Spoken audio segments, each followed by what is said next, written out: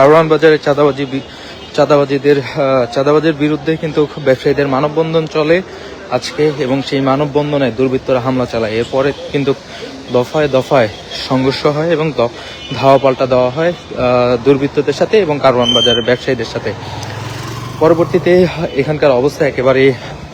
উত্তেজনাপূর্বক ছিল এবং এরপরে দেখা গিয়েছিল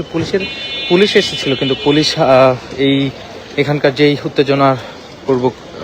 উত্তেজনা ছিল সেই উত্তেজনা নিয়ন্ত্রণ করতে পারেনি। পরবর্তী দেখা গিয়েছে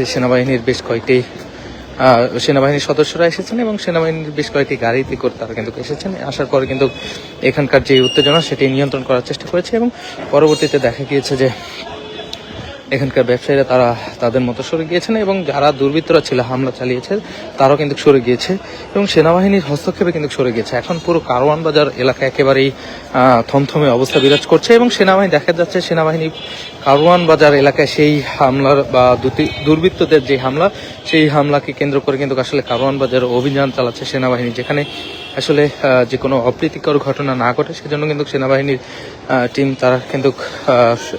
কারওয়ান বাজারে পুরো যে রাস্তাগুলো আছে, কারওয়ান বাজারে প্রত্যেকটা অলিতে গলিতে কিন্তু তারা চেক দিচ্ছে এবং অভিযান পরিচালনা করছে,